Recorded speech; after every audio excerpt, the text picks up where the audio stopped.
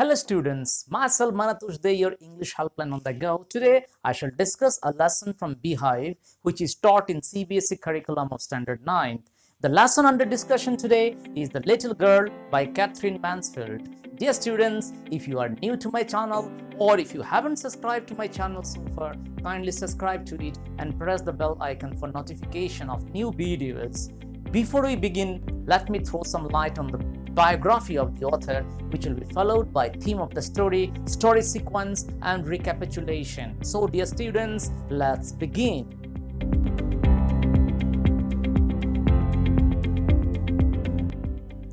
First, let's discuss about the biography of Katherine Mansfield. Katherine Mansfield is remembered for her short stories and poems, her most popular stories being The Garden Party, A Dill Pickle, Mr. and Mrs. Dobb, and The Fly. During her writing career, Mansfield was incredibly inspired by the works of Oscar Wilde and Anton Chekhov. Mansfield's health began to decline just as her work started receiving international attention.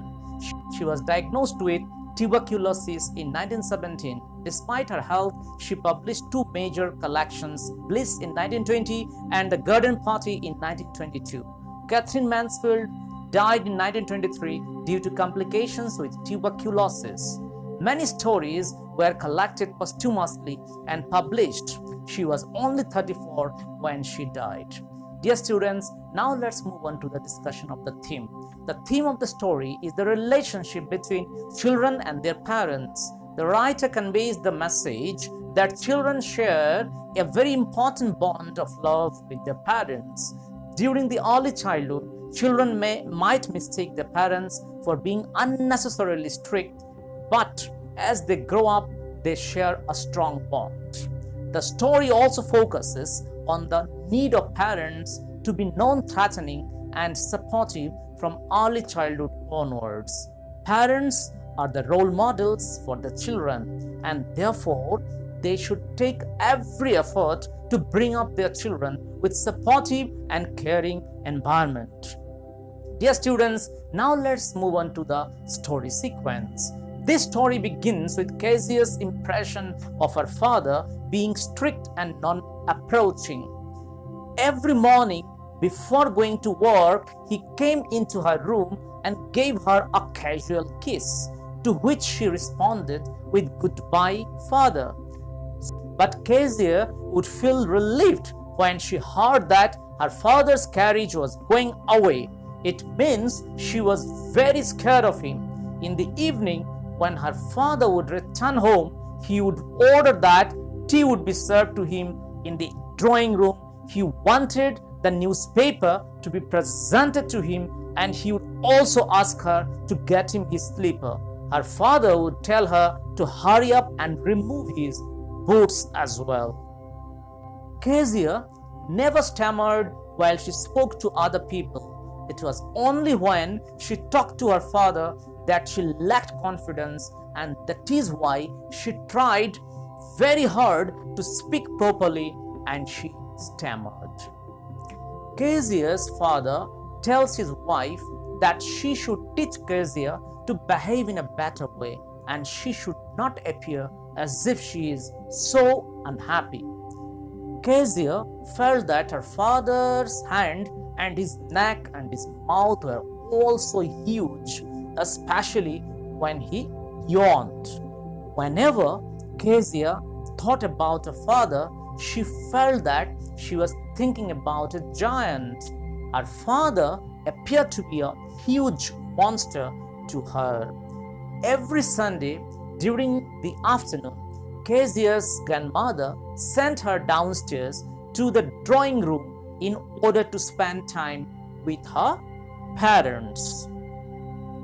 When Kezia went to her parents to meet them in the drawing room, her parents were busy doing their own things. Her mother was busy reading and her father was busy sleeping and snoring. Kezia's father would compare Kezia to a little brown owl. He would say that Kezia was staring at him just like an owl does. Once Kezia was suffering from cold and was at home, her grandmother suggested that she should make a birthday gift for her father as his birthday was approaching. She asked Kezia to make a pin cushion for him, and she also gave her a yellow-colored fabric of silk to make the cushion. She used double cotton, that is, a thread, and stitched 3 sides of the cushion. She had to fill the cushion with something and stitch the 4th side.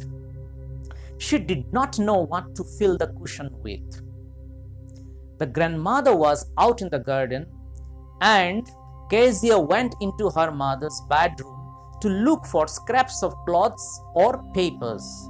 On the bed table, she discovered a great many sheets of fine paper, gathered them up, tore them into tiny pieces, and stuffed her cushion, and then sewed up the 4th side. Kezia's father had prepared a speech for the port authority, and he was unable to find it. When Kezia's mother inquired about it, Kezia tells her mother that she found some pieces of paper which she used to stuff into the cushion as she was making a surprise birthday gift for her father. Kezia's mother became very angry and took her to her father, who asked her if she had torn his important papers. Kezia looked scared and started stammering. Kezia's father asked his wife to bring that cushion downstairs and asked her to put Kezia to bed immediately. Kezia's father went to her bedroom and told her that he would beat her with the ruler. He said, "You must be taught once and for all not to touch what does not belong to you." Kezia's father hid the palms of her hand with a ruler. Hours later, when grandmother had wrapped her in a shawl and rocked her in the rocking chair, the child clung to her soft body and asked, "What did God make fathers for?" She asked her grandmother, crying.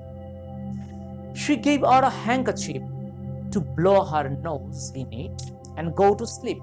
She added that by morning Kezia would forget the beating. Kezia told her grandmother that she was trying to explain to her father the reason for tearing the sheets of paper, but he was not ready to listen to her. Kezia, being so little in her age, could not understand the fact that her father punished her as he wanted to teach her a lesson that she should not touch anything that does not belong to her. Whenever she saw her father, she got scared and her cheeks got full of red color. Kezia's father hid the palms of her hand with a ruler, and she remembered it very much. Her neighbors were a family named McDonald's. In all, the McDonald's had 5 children, and Kezia would peep at them through a hole in the fence. She would see that the family had a lot of fun. They played a game called tag. All the children were so much attached to their father. And then they would run around the garden, around the flower beds, and they would laugh and laugh and laugh. Kezia also wanted to have such fun with her father, but she terribly missed it. One day, Kezia's mother felt ill, so she was taken to the hospital, and the grandmother also went along with her. The little girl was left alone in the house with Alice, the cook. That was all right in the daytime, but while Alice was putting her to bed, she grew suddenly afraid. Kezia's father was sleeping in the next room, and Alice told Kezia to sleep quietly. She removed Kezia's shocks and asked her not to scream. She warned her not to scream and wake her father. Kezia saw the old nightmare. She saw a butcher with a knife and a rope coming nearer, smiling that dreadful smile. Kezia was still scared of the nightmare. She said that There was a butcher who was holding a dreadful knife and she wanted her grandmother. He blew out the candle, bent down, and caught up the child in his arms, carrying her along the passage to the big bedroom. Kezia's father lay her in his bed next to him and covered her with a newspaper sheet. Kezia felt her father's affection and went close to him. She held his shirt tightly so that she would not feel scared again. She felt that her father was a poor man who worked very hard, and so he got so tired that he went off to sleep and did not play with her like Mr. MacDonald did with his children. But Kezia felt that her father's heart was also full of love for her. Kezia had placed her head on her father's heart and heard his heart beat. She praised her father that he had a big heart. Her father suggested her the fear for her father had gone forever. So, dear students, you can see towards the end, Kezia is showing her love for her father. Now she has understood that her father might look cruel in his words and looks, but inside he has abundant love for her. Henceforth, she has started enjoying the company of her father and is no longer scared of him. Dear students, now let's move on to the capitulation part of the story. This story revolves around a little girl named Kezia who usually remains scared of her father. She considered him to be as big as a giant. She would often get nervous and stammer while talking to him. She longed for his love and affection like her neighbor children had for their father, Mr. MacDonald. Once at night, she had a nightmare and woke up screaming. Her father picked her up, tucked her up in his bed, and soon fell asleep. She realized that her father was very loving and had a generous heart. That brings us to the end of the explanation of this lesson, dear students. Kindly share my video with your friends so that they can also reap the benefit of this concept video. Thank you so very much for watching. And dear students, of course, if you haven't subscribed to the channel so far, kindly do it. And also do not forget to write your feedback in the comment section. I shall be looking forward to seeing your feedback in the comment section very, very eagerly.